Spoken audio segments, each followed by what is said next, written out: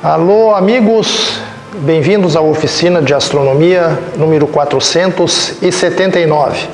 Eu sou o professor Luiz Augusto da Silva e vou estar com vocês hoje mais uma vez. Antes de passarmos ao nosso assunto, um assunto polêmico, vamos às nossas tradicionais mensagens, né? Quero lembrar mais uma vez aqueles que acompanham as nossas oficinas do Anuário Astronômico Catarinense, edição 2022. Um maravilhoso trabalho do nosso colega professor Alexandre Amorim, lá do Núcleo de Estudos e Observações Astronômicas de Florianópolis. Está no 8º ano de publicação consecutivo. Este trabalho é indispensável para quem quer ter conhecimento acerca do que está acontecendo no céu ao longo do ano de 2022, com validade em todo o Brasil. Mande um e-mail para costeira1@yahoo.com. Eu vou repetir, costeira1@yahoo.com e peço o seu exemplar agora mesmo. Quer dizer, agora mesmo não, né, meu diretor? Depois de assistir à nossa oficina de astronomia número 479, né? Muito bem. Quero também chamar a atenção aqui para as duas obras do nosso colega da Rede Ômega Centauri lá no Rio de Janeiro, Rodrigo de Moura Visoni. O livro Roberto Landel de Moura, precursor do rádio, e também, no mesmo estilo, Francisco João de Azevedo e a invenção da máquina de escrever. Dois espetaculares trabalhos de pesquisa que contam a história da vida de dois brasileiros, um padre gaúcho e um padre paraibano.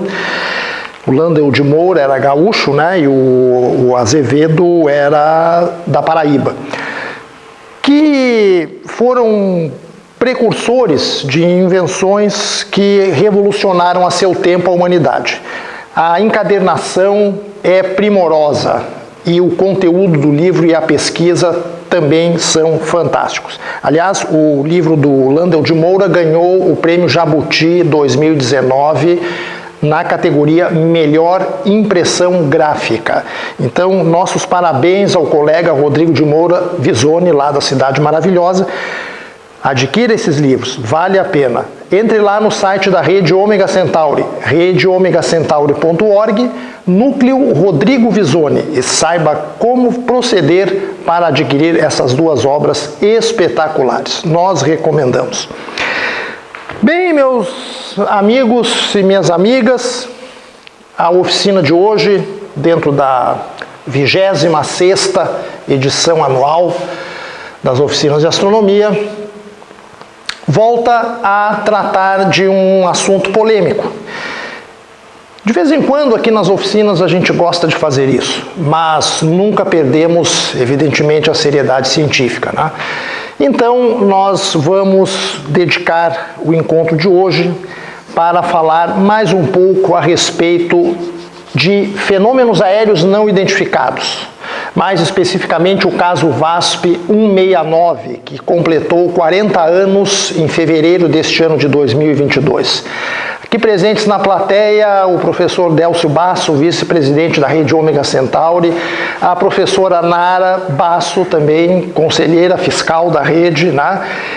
Os dois, inclusive a professora Nara vivenciou este caso VASP no tempo da Sociedade Astronômica Rio-Grandense, naquele verão de 1982, eu estava lá também. Foi um caso que mobilizou muito a mídia, a opinião pública, os cientistas, enfim. E nós vamos retomar aqui, então, rapidamente, um pouco da história desse caso, para situar aqueles que não vivenciaram isso, né? Tem muita gente que não sabe. Já ouviu falar do caso VASP 169, meu diretor? Comando do estúdio, como sempre, a cargo do nosso capitão Kirk, o Tiago Basso. Você não era nascido, né, meu diretor? Não era nascido naquela época. Pois é. Olha aí, ó, 8 de fevereiro de 1982, um avião da VASP. VASP era a Aviação Aérea São Paulo, né? Uma das grandes empresas aéreas brasileiras naquele período. Já não existe mais. O avião decolou cerca de 1h da madrugada da cidade de Fortaleza, com destino ao Rio de Janeiro e São Paulo. a escala no Rio e o destino final, o aeroporto de Congonhas, em São Paulo. Era um Boeing 727 e na altura da Bahia, o comandante começa a observar uma luz estranha na posição 9 horas, ou seja, na posição do comandante à esquerda, olhando pela janela ali da cabine de comando. Ele não sabe o que é aquilo, mas a luz persiste e lá pelas tantas ele entra em contato com o centro de tráfego aéreo, lá em Brasília, o Sindacta, e pergunta se tinha algum tráfego ali naquela região. Disseram que não.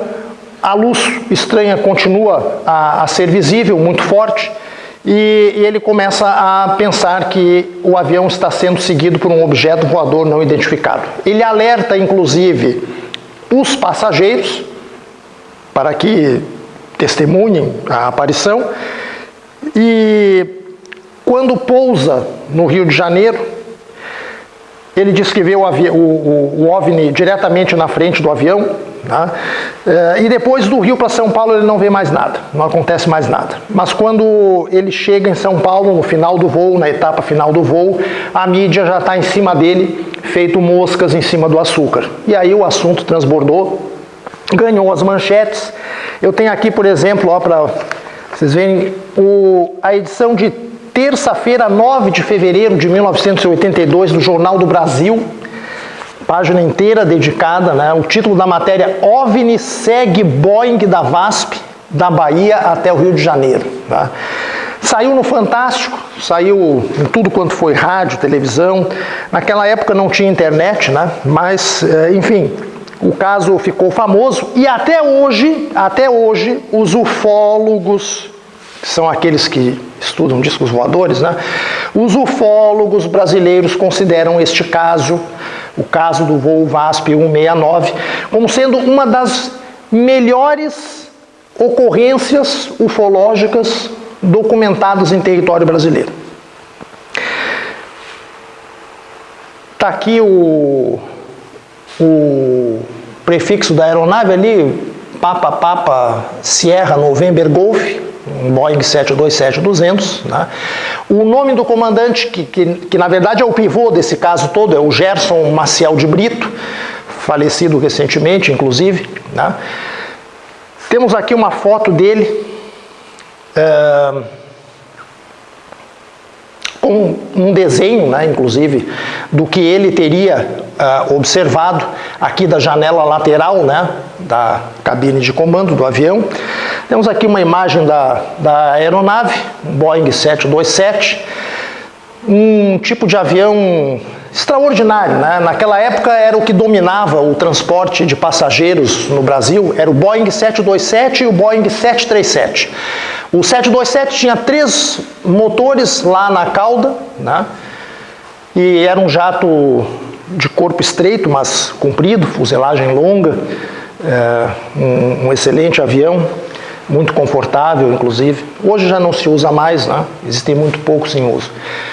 Nas oficinas de astronomia, nós já abordamos o caso VASP 169 em 2 oportunidades. Na oficina 181, em 5 de setembro de 2003, e na oficina 331, em 19 de abril de 2013.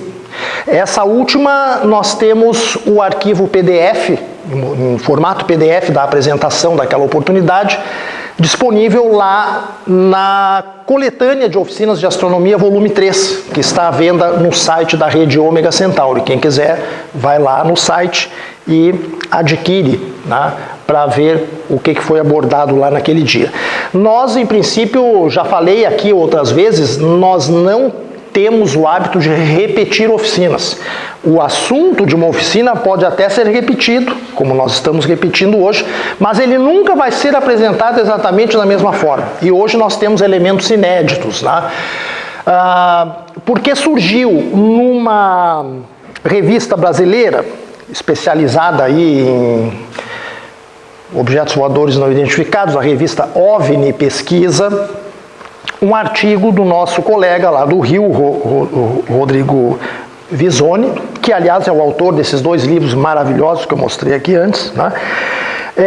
Onde ele relembra o caso por ocasião do aniversário de 40 anos, né, que se completou agora em fevereiro, e apresenta 6 fotos que foram feitas por uma passageira que estava a bordo naquela ocasião.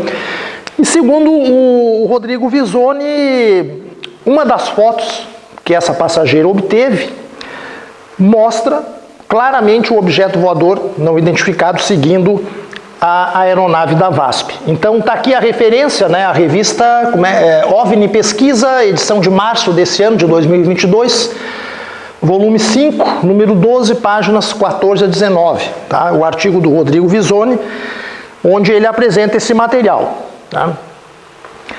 Em 2013, eu publiquei um artigo nessa revista norte-americana, o Journal of Scientific Exploration, volume 27, página 637, onde eu reanalisei o caso do voo VASP 169, por ocasião do aniversário de 30 anos, né, e comprovei o que os cientistas já naquela época de 1982 tinham dito, que o comandante havia simplesmente confundido o planeta Vênus com um objeto voador não identificado. Nós reanalisamos o caso e mostramos que realmente não havia dúvida nenhuma, era Vênus, só que Vênus estava um tanto quanto deformado oticamente por causa de um efeito de miragem atmosférica, que inclusive não só distorceu a aparência do planeta, como antecipou o instante de nascimento do planeta. Tá? E mostramos também que não podia ser ignorado o que eu chamo de comportamento ufofílico. O que vem a ser comportamento ufofílico? A gente está definindo isso num trabalho que está sendo publicado agora aí nesse livro, a confiabilidade dos relatos de testemunhas de UFOs, que está sendo publicado na Espanha, e lá nós dizemos o seguinte: ufofilia é aquela simpatia que algumas pessoas têm por assuntos de objetos voadores não identificados. E o comandante Gerson Brito, do avião, era comprovadamente um indivíduo ufofílico, porque ele declarou, inclusive aqui no Jornal do Brasil, na matéria que eu mostrei há pouco, que tão logo avistou a luz e se certificou de que era um objeto estranho, ele tentou mentalizar um contato telepático com a tripulação daquele objeto. Então, isso aí é a assinatura do atestado de ufofilia. Tá? E eu, nesse capítulo de livro, na verdade é um capítulo de livro, né, que eu escrevi para esse projeto aí dos espanhóis, eu obviamente chamo a atenção para o fato de que um depoimento de uma testemunha ufofílica não tem o mesmo valor de uma testemunha imparcial, tá? Completamente neutra, porque ela não é neutra. Né? Muito bem, então está lá publicado esse artigo, né? Os ufólogos até hoje debocham de quem diz que o objeto daquela oportunidade era Vênus, mas eu assino embaixo e levo para reconhecer firma no cartório. Tá? E defendo isso até debaixo d'água, e muita gente faz a mesma coisa. Mas o objetivo hoje aqui é analisar as fotos que o nosso colega Rodrigo Visoni colocou na revista OVNI Pesquisa. Ele teve a gentileza de nos remeter os arquivos digitais dessas imagens, e nós vamos inicialmente passar essas imagens e depois fazer uma análise delas. Tá? São 6 imagens. A passageira chamava-se Lígia Auxiliadora Rodrigues, era uma jovem, na época com 23 anos de idade, estava viajando na poltrona 5A dentro da cabine do avião, era fotógrafa profissional, estudante de jornalismo, né? Então estava com a sua câmera junto com a sua bolsa, né? E quando o comandante avisou os passageiros que tinha um disco voador seguindo a aeronave, claro, ela como boa profissional pegou a máquina e saiu fotografando. Obteve 6 imagens, vamos passar essas 6 imagens e depois começar a análise delas. Primeira imagem, é isso aí mesmo, não aparece nada, tá? Absolutamente nada, só céu escuro. Segunda imagem, É isso aí mesmo. Nada, absolutamente nada. Céu escuro, tá? Terceira imagem. Uns risquinhos ali muito fraquinhos. Não sei o que é isso. Não dá para dizer absolutamente nada. Não está completamente escura a imagem, mas não tem nada, absolutamente nada, né? que possa ser analisado. Tem algumas luzes ali tremidas, alguns traços luminosos, enfim. Quarta imagem. Bom, aqui já aparece alguma coisa.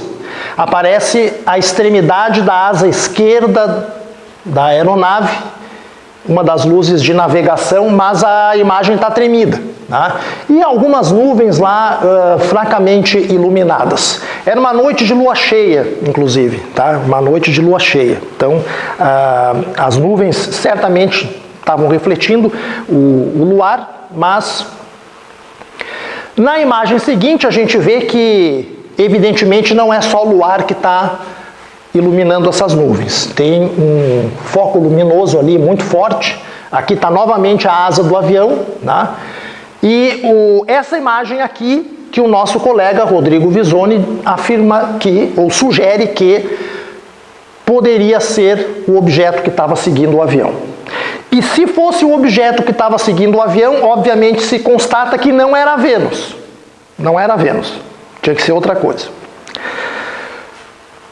Muito bem, vamos passar as imagens restantes. Tem mais uma ainda. Uma imagem tremida. Aqui a gente tem 2 ou 3 imagens da asa do avião, né? E alguma outra luminosidade lá nas nuvens, mais fraca. Essas as imagens, né? Vamos voltar aqui à imagem anterior. Essa aqui seria a mais conclusiva, segundo o Rodrigo Visoni. Aí eu troco muitos e-mails com o Rodrigo, e eu simplesmente botei uma palavra lá na resposta que eu mandei para ele: discordo. Não é nada disso. Não é nada disso. Eu vou investigar e vou ver se eu mato essa charada. E acreditamos que sim. Tá? Então aí nós vamos para a parte da análise das fotos. As 2 primeiras, os negativos número 10 e 11, não mostram absolutamente nada, né, conforme eu já mostrei ali antes. O negativo 12 também não tenho que analisar, são só uns risquinhos lá totalmente inconclusivos. Mas a sequência das 3 imagens posteriores, a 13, a 14 e a 15, é que são realmente interessantes para a nossa análise. Volto a ressaltar, né, a fotografia 14, o negativo número 14, revelado, que mostraria o objeto voador não identificado, tá? Seguindo o OVNI. Seguindo, perdão, a aeronave. O OVNI seguindo a aeronave. Bom, qual é a nossa hipótese? Como eu disse, discordamos radicalmente da interpretação defendida lá na revista. A nossa hipótese é que nós estamos vendo apenas o reflexo nas nuvens próximas do avião das luzes de navegação que ficam nas extremidades das asas. No caso da asa esquerda, né? Aí vocês vão me dizer, nuvens? Mas o comandante Gerson Brito disse que o céu estava límpido, não tinha nuvem nenhuma. Isso não é verdade, meus amigos, isso não é verdade. Havia trechos de céu completamente aberto ao longo da rota do avião, mas havia trechos com nebulosidade. Lá no nosso artigo, esse de 2013, que a gente mencionou anteriormente, nós incluímos uma cópia de uma imagem de satélite daquela madrugada, mostrando toda a América do Sul e o território brasileiro, e a gente vê nitidamente que tinha partes da rota do avião em que havia nebulosidade, sim, tá? E quando o avião cruzava por dentro dessas nuvens, as luzes piscantes das extremidades da asa do avião produziam flashes e reflexos nas nuvens, tá? E basicamente é isso que as fotos daquela menina estão nos revelando, tá? Então, havia nuvens, sim senhor. Aliás, essas nuvens foram responsáveis por um outro efeito que não só o comandante Brito, mas vários passageiros do avião também relataram, de que o objeto se aproximava e se afastava da aeronave enquanto seguia o avião. Na verdade, o que estava acontecendo é que as nuvens passavam em frente de Vênus e extinguiam o brilho do planeta, fazendo com que ele ficasse mais fraco, depois voltasse ao brilho normal, e isso simula perfeitamente um movimento de suposta aproximação e afastamento, né, da fonte luminosa. Tá? Isso é muito comum, inclusive, em outras ocorrências, né, de fenômenos aéreos não identificados, as testemunhas dizerem, não, mas aquilo se aproximava e se afastava. Né? Na verdade, não é isso que está acontecendo. São nuvens que estão passando de frente da fonte que está sendo observada. Outro detalhe, né? A cor daquele foco luminoso que aparecia ali na imagem não era a cor que foi relatada pelo comandante Brito. Tá? O comandante Brito disse que o objeto que seguia o avião era branco ou branco azulado. Branco intenso com alguns reflexos de azulado.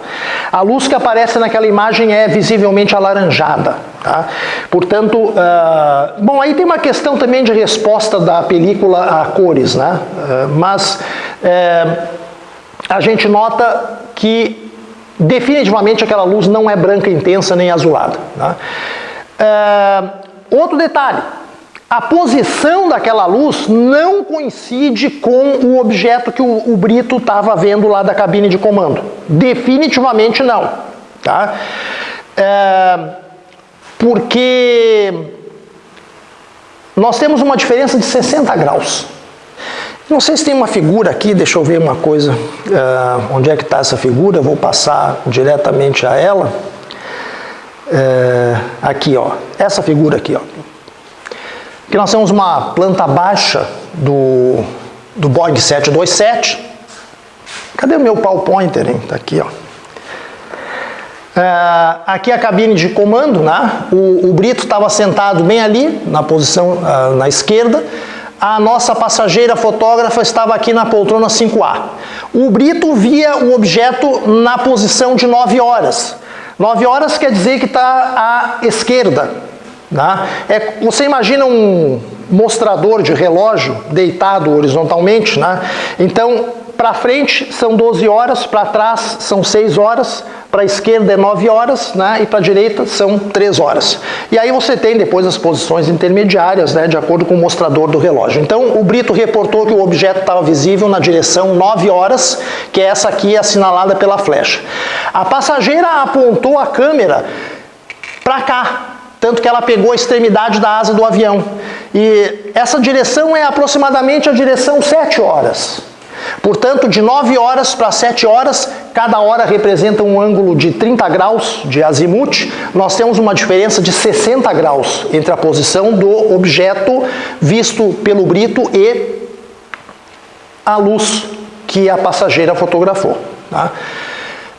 Mas eu acho natural que ela tenha feito isso, né? Porque, veja bem, o comandante nos avisa, nós somos passageiros do avião, o comandante nos avisa que tem um disco voador seguindo a aeronave. Se está seguindo a aeronave, está atrás da aeronave, né? Eu estou sentado ali na frente do avião, na poltrona 5, eu pego a minha câmera pela janela, eu não vou fotografar para cá, eu vou tentar fotografar o máximo possível que eu puder para a traseira do avião, porque afinal de contas o avião, o disco voador está seguindo o avião, né? Então, por isso que ela deve ter apontado a câmera o máximo que ela pôde para cá, né? Em direção à retaguarda da aeronave. É natural isso, né? Só que daí então ela pegou a ponta da asa com as luzes de navegação, né? Aliás, essas luzes, tem aqui umas figurinhas,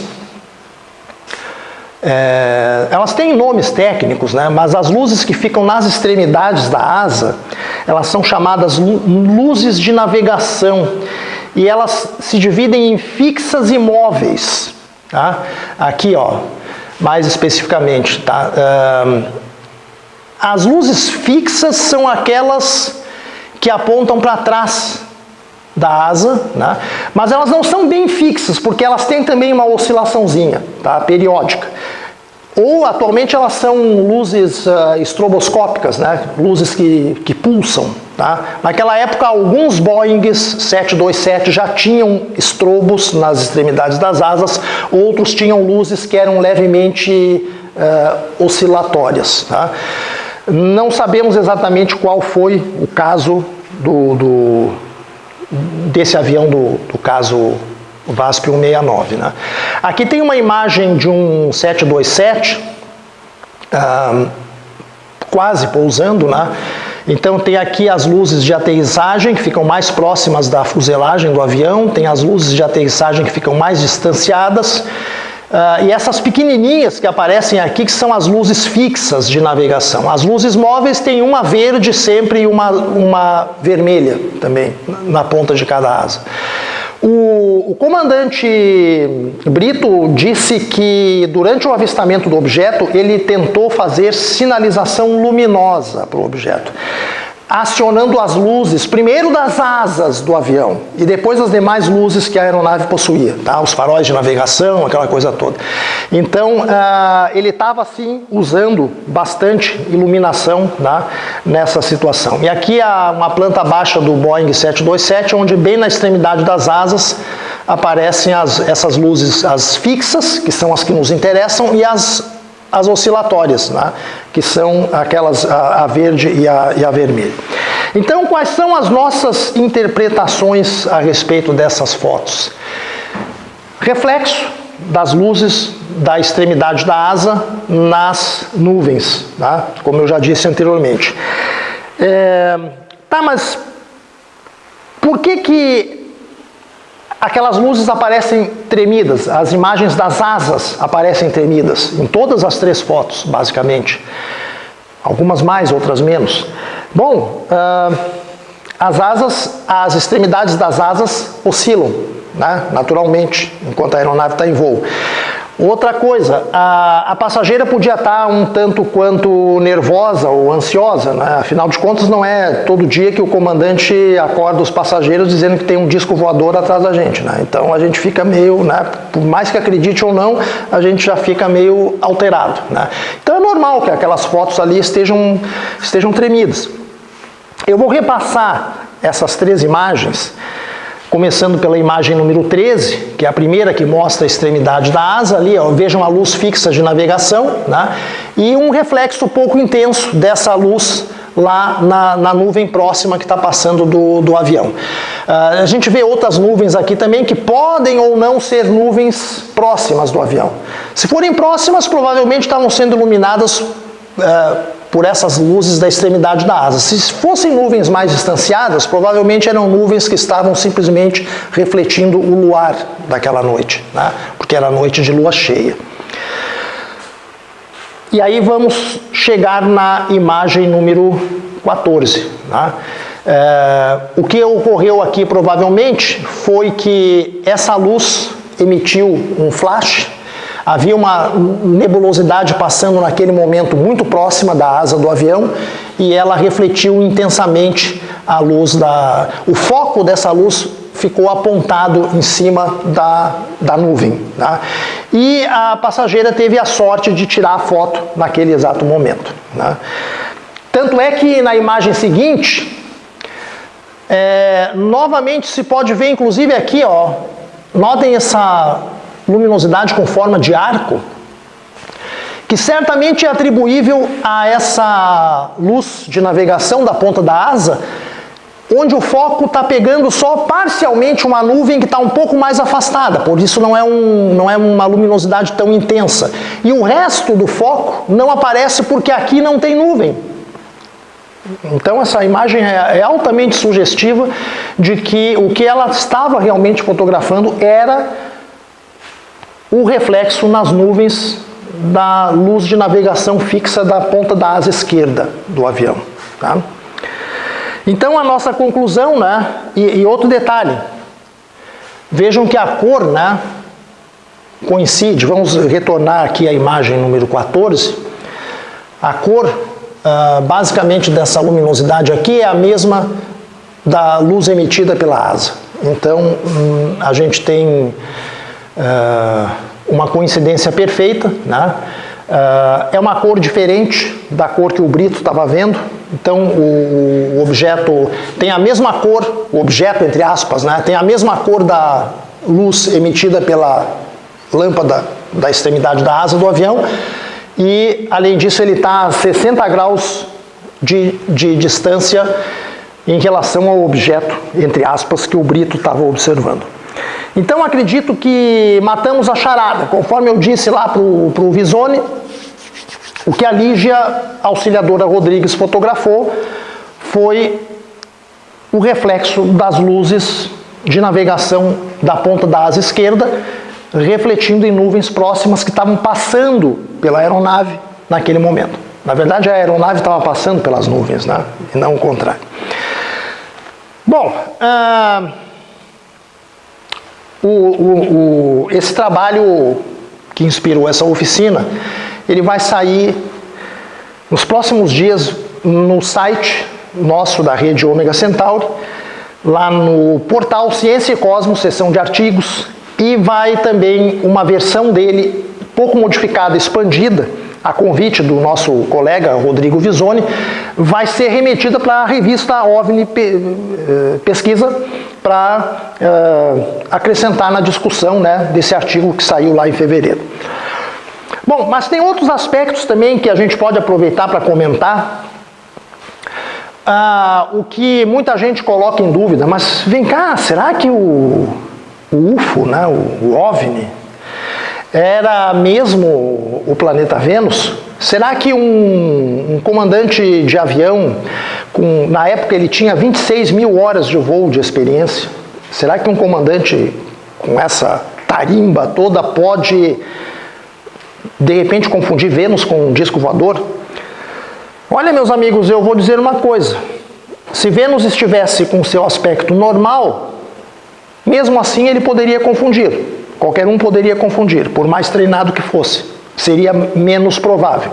Mas considerando-se a hipótese de que a imagem de Vênus estava distorcida por uma miragem, a ponto de deixar o planeta irreconhecível, a probabilidade de que tenha havido realmente essa confusão aumenta muito. Tá? E lá no meu artigo, esse de 2013, que eu citei anteriormente, a gente fornece 2 indícios, ao nosso ver, contundentes de que o OVNI era realmente o planeta Vênus. E a gente tira esses indícios do início e do fim da observação. Logo que o comandante Brito enxerga essa luz estranha, o azimute dela difere do azimute do ponto de nascimento de Vênus no horizonte por apenas miseráveis 2 graus. Isso é quase uma coincidência. Tá? Bom, depois no pouso, lá no aeroporto na época chamava o aeroporto do Galeão, né? Hoje é o Tom Jobim, né? Às 4h37 da manhã, estão se preparando para pousar lá no Rio, o comandante reportou que o objeto era ainda visível, agora na posição 11 horas. O que é a posição 11 horas? 30 graus à esquerda do nariz da aeronave. Então o cara está com a aeronave alinhada, aproada já na rampa de descida ali, né, para pousar, e vê o objeto a 30 graus para a esquerda do nariz da aeronave. O que nós tínhamos? Aí nós fizemos a simulação, né, do pouso lá na pista 14 do aeroporto do Galeão. E o que nós tínhamos exatamente na posição 11 horas naquele momento? Vênus. Então não dá, né? Quer dizer, se o disco voador, entre aspas, não fosse Vênus, no mínimo ele tinha que estar muito pertinho de Vênus. E aí eu esperaria que o comandante dissesse assim: não, para lá, estão me dizendo que eu confundi Vênus com um disco voador. Mas na verdade eu via os dois. Tinha Vênus e pertinho de Vênus estava o disco voador. É ou não é verdade? Afinal de contas, Vênus é grande, não dá para ignorar. Mas não, curiosamente, isso nunca aconteceu. Então é como se naquela noite, né? Claro, Vênus estava visível todas as madrugadas ali naquela época, mas é como se naquela noite Vênus não tivesse sido visível. E por coincidência, quase na posição de Vênus, tivesse aparecido o tal do disco voador. Mas aí eu acho mais lógico, né, meu diretor, supor que o disco era Vênus, né? Pô, você está no lugar de Vênus e eu não vejo Vênus. Cadê Vênus? Vênus tinha que estar ali também. Ah? Então eu acho que esses indícios assim falam fortemente a favor de que realmente se tratava do planeta Vênus.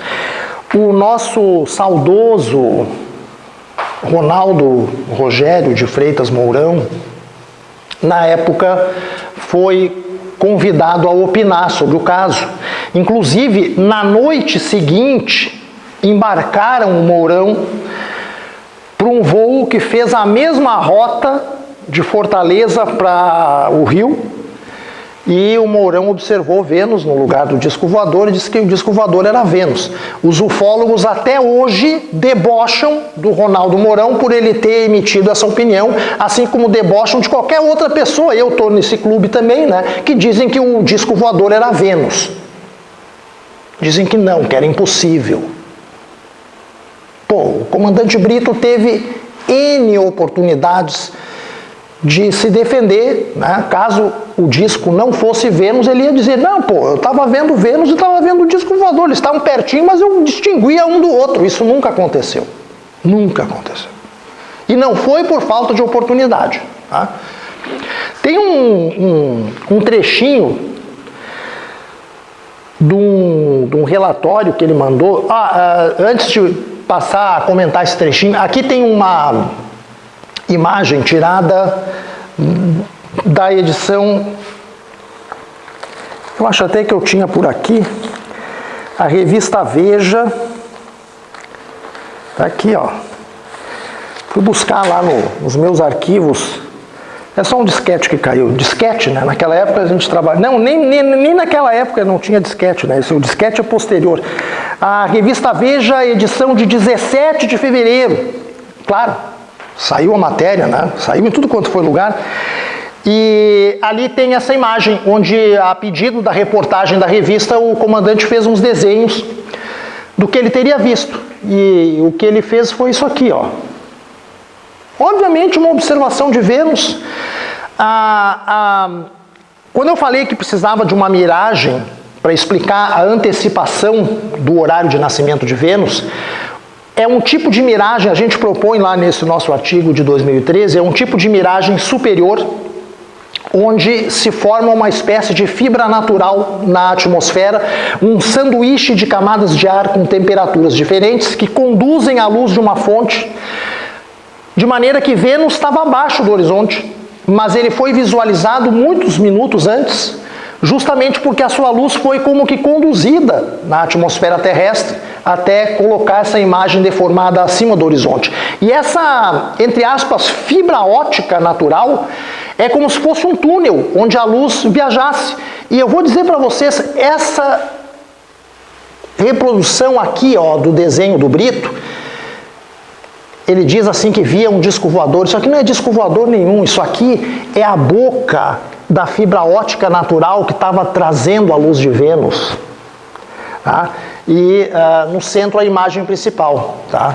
Então eu não tenho a menor dúvida, uma miragem realmente estava presente também, sem o que a gente não explica a antecipação do horário de aparecimento do planeta. Bom, mas tem alguns outros detalhes, né? Se vocês pegarem a internet hoje, o Google, vai lá e bota caso VASP 169. Aparecem milhares de sites falando da história do VASP 169. Uma das inverdades que se diz ali é que 2 outros aviões que estavam no céu naquele momento, naquela madrugada, foram contactados para ver se confirmavam ou não a observação do comandante Brito. Atrás do VASP 169, na mesma aerovia, vinha um voo da Aerolíneas Argentinas, que foi contactado, E também tinha, num curso mais ou menos perpendicular ao do VASP 169, um voo da empresa Transbrasil, que também já não existe mais, que vinha de Brasília para o Rio de Janeiro. E também a tripulação desse voo foi contactada pelo Centro de Controle de Tráfego Aéreo, lá de Brasília, para ver se confirmavam o que o comandante Brito estava vendo. E tanto o comandante do Aerolíneas Argentinas quanto o comandante do Transbrasil disseram que viam apenas o planeta Vênus lá na posição do comandante, tá? Do comandante Brito. Então, né, as evidências se acumulam em favor da hipótese de Vênus. Mas tem um trechinho do relatório que o Brito fez 2 dias depois, em 10 de fevereiro de 1982, lá para a gerência da VASP em São Paulo, relatando o caso dele, e ele diz o seguinte, ó, num trechinho lá do relatório: a intensidade da luz era compacta, muito viva, e contrastava sobremaneira com a luminosidade de Vênus e demais estrelas bem mais tênues, possivelmente em decorrência do luar que fazia. Desejo frisar que Vênus é o já velho conhecido planeta, não sei o que, blá, blá, blá. Muita gente interpreta esse trechinho aqui como evidência de que o Brito estava vendo Vênus e o disco voador, um separado do outro. Tá? Agora, se a gente vai analisar friamente isso aqui, meus amigos, isso é ambíguo. Esse texto é duvidoso. Ele não permite tirar esse tipo de conclusão. Não permite descartar, mas não permite comprovar também. Igualmente, sem dúvida nenhuma. Tá? Porque ele apenas está dizendo que o Brito conhecia Vênus, tá? Já tinha, obviamente, visto Vênus muitas outras vezes, mas Vênus em circunstâncias normais, não com imagem deformada por uma miragem atmosférica. Então, eu acredito que esse trecho aqui não prova absolutamente nada.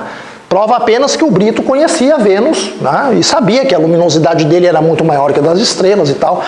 E que na noite de lua cheia, obviamente, as estrelas estavam mais fracas, ficam ofuscadas pelo luar. Mas, na minha opinião, isso não prova absolutamente que ele tinha visto Vênus e o objeto voador simultaneamente no céu. Bom, e para encerrar essa nossa apresentação de hoje, meus amigos, tem mais um detalhe, que é um detalhe que chega a ser até um pouco cômico.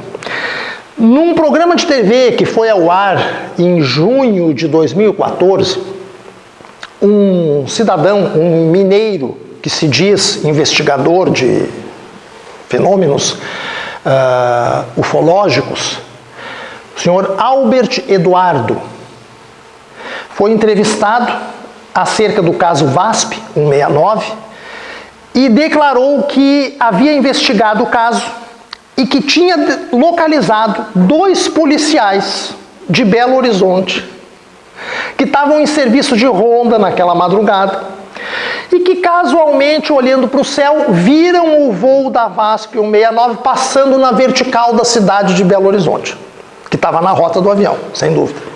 E que do lado dessa aeronave havia uma bola brilhante laranja seguindo de perto o avião. Agora, lembrem-se que o Brito disse que o objeto era branco e não laranja. Tá? Isso foi que o cara alega. Esse videozinho está inclusive na internet, dá para achar. Bom, aí eu estou lembrando só a diferença de cor, né?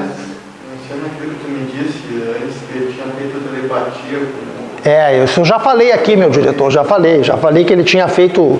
Aliás, o contato telepático do Brito é o seguinte, na época, e está escrito aqui no Jornal do Brasil, ele diz que tentou contato telepático com a tripulação do disco voador e não conseguiu. Óbvio que não conseguiu, né? Mas anos depois, numa edição daquela revista, como é que é? A revista UFO, alguém lá escreve que ele teria dito que sim, conseguiu sucesso no contato telepático. Então vocês vejam como as coisas se alteram com o passar do tempo, né? Isso não prova nada, né? Agora, com relação a esses 2 policiais de Belo Horizonte que teriam visto o avião passar. Em primeiro lugar, meus amigos, nós estamos em 1982. Não tem internet, não tem celular, não tem um aplicativo chamado Flight Radar, por exemplo, que permite a gente identificar qualquer avião. Você vê um aviãozinho passando lá fora agora, pega o flight radar, você sabe tudo. Velocidade, proa, altitude, prefixo da aeronave, origem, destino, etc, etc, o que ele vai fazer. Até o que ele já fez também, tá? Mas não existia isso naquela época. Então, como é que os dois policiais, completamente desavisados da ocorrência, iam concluir que teriam visto o voo Vasco 169 passando em cima deles? Bom, mas só tem um detalhe secundário. A situação, meus amigos, é bem mais complicada, e até para dizer, é cômica, tá? Porque o entrevistador, durante o programa de TV, esse aí, perguntou ao senhor Albert Eduardo se ele podia revelar o nome dos dois policiais que teriam feito essa declaração. Ele disse que não podia. Posteriormente, já fora do programa de TV, o editor aqui dessa revista OVNI Pesquisa, que é amigo do Albert Eduardo, falou com ele e pediu para ele emprestar a gravação da entrevista que ele tinha feito com os policiais, que ele queria examinar o material.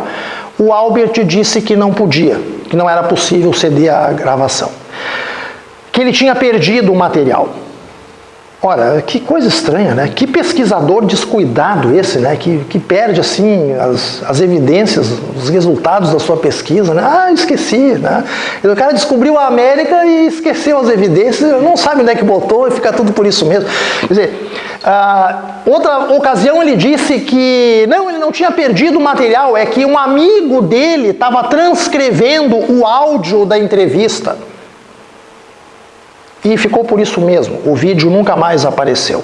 Aí o nosso colega Rodrigo Visoni entrou em contato com o Albert por WhatsApp e pediu para ele ter acesso, né, a essa entrevista. Olha o que o Albert respondeu. Ele negou, né, disse que não podia ceder o material e que o objeto voador não identificado daquele caso era real, foi testemunhado por muitos, foi documentado e nada mais a falar. Ficou tudo por isso mesmo. Pois não, meu professor Délcio Basso? Providencial a sua participação, assim eu posso tomar um golinho d'água. Por gentileza. Não, vamos usar o termo aerovia. Esse é um termo muito importante, só quero lembrar que uma aerovia ela é definida não só por direções, mas também na altitude. É como se sim. Andares. Exatamente. Bom, e que essas aerovias são importantes porque quem anda ali, os aviões que passam por essas aerovias, eles estão sendo acompanhados por radar. Exato. Isso é extremamente importante. Há cerca de 20 anos atrás, fui junto com o pessoal das Ciências Aeronáuticas, do curso de Ciências Aeronáuticas da PUC, fui visitar o Sindacta 2, em São José dos Pinhais. Esse Sindacta 2 é no Paraná, né? Isso, próximo a Curitiba. Isso.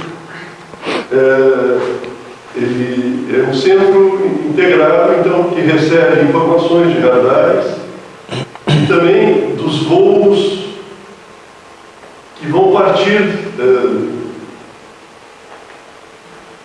de aeroportos. No caso, pegava toda a região sul. Certo. Tá? Então, eu fiquei muito impressionado, porque eu peguei um elevador e desci 5 andares. Fui dar um salão enorme, subterrâneo, onde tinha uma quantidade de um salão assim, um elevado pé direito, inclusive. Tinham vários consoles com televisores, assim. E então cada voo estava sendo acompanhado ali, porque chega tipo uma tarjeta. O piloto, antes do voo, ele faz um comunicado a esse similar. Do horário e do rumo que ele vai seguir. E chega essa informação lá, inclusive impressa numa tarjeta, assim, cai aqui na mesa do cara. E ele fica acompanhando. Exato. Bom, então,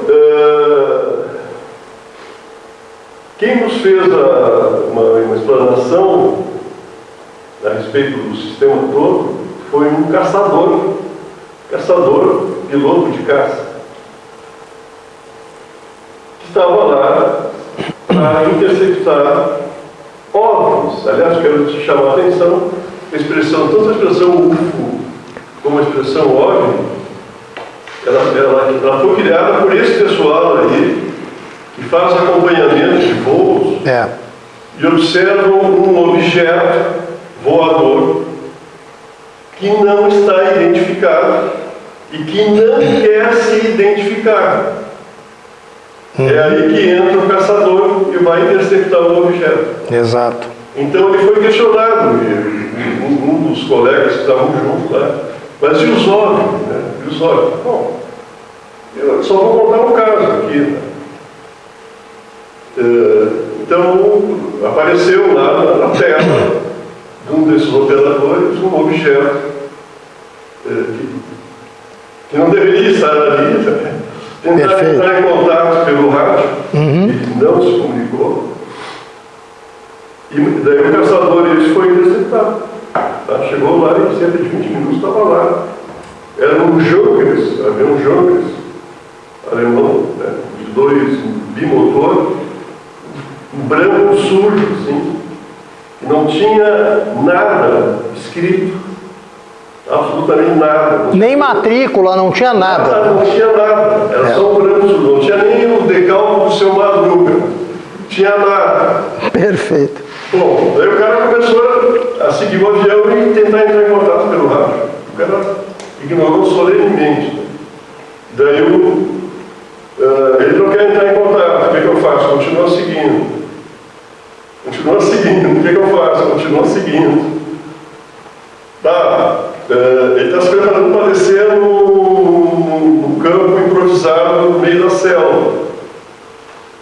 O que eu faço? Continua observando. Daí o avião desceu, estou descarregando caixotes. O que eu faço? Continuo seguindo. Mas vê que era um traficante. É só um pouquinho. Daí tá, mas e agora? O que eu faço? Não, agora volta, porque tu deve ter invadido o espaço aéreo da Venezuela. Volta. Tá. Daí o cara volta, faz um relatório de tudo, escreve a localização do campo de pouso, papá, e entrega para a Polícia Federal. Daí ele fez um comentário subsequente, assim, eu não vou nem citar o nome de quem ele falou, né? Mas disse assim, olha, nessa época surgiu um escândalo, inclusive envolvendo um ministro do governo, a respeito de contrabando de pedra preciosa. Ele ficou por aí. Pois é. Tá? Pois é. Então, quando se fala em UFO e OVNI, e atualmente estão usando isso já existia. Agora a questão é o seguinte: fenômeno aéreo não identificado. Esse fulano aí, qual é o nome? O Brito, né? O Brito, o Gerson Brito. Ele seria imediatamente comunicado por quem está acompanhando o voo dele. Sim, é interessante falar sobre esse aspecto, porque no histórico do caso tem um contato de radar, próximo de Belo Horizonte. Segundo o Sindacta, a 8 milhas do avião para o lado esquerdo da aeronave. Só que, posteriormente, esse contato foi descartado como defeito na aparelhagem. Ou seja, foi um eco espúrio. E nós, no nosso artigo, analisamos essa questão, se havia condições atmosféricas anômalas para produzir uma miragem óptica. Poderia também essa miragem ter afetado ondas de radar e gerado ecos falsos de radar, o que poderia talvez explicar esse eco detectado momentaneamente pelo Sindacta no voo VASP 169. Tá? Houve realmente um contato em um determinado momento do voo, que posteriormente foi desmentido pelas próprias autoridades aeronáuticas como um efeito espúrio ou uma pequena falha instrumental, um falso eco de radar, etc. E eu me pergunto se as condições que deram origem à miragem óptica não teriam também afetado outros comprimentos de onda do espectro, entre eles as ondas de radar. Poderia talvez ser o caso. E existem casos em que ondas de radar são afetadas por miragens. Existem casos documentados disso aí também. Né? Somos eletromagnéticos. Exatamente, só muda o comprimento de onda e a frequência. Né? Bom, então para encerrar essa história aí de testemunhas que teriam visto, olha meus amigos, a qualidade dessa evidência é tão ruim que qualquer um que se proponha a analisar o caso com seriedade científica simplesmente vai pegar isso aí e vai jogar na lata do lixo. Não, até que surja evidência melhor, eu não vou olhar esse negócio. Tá? Aliás, para encerrar então, né, essa nossa apresentação, eu até concordo com o Albert Eduardo, esse cidadão aí, tá? O caso está encerrado sim, o caso VASP 169 está encerrado sim.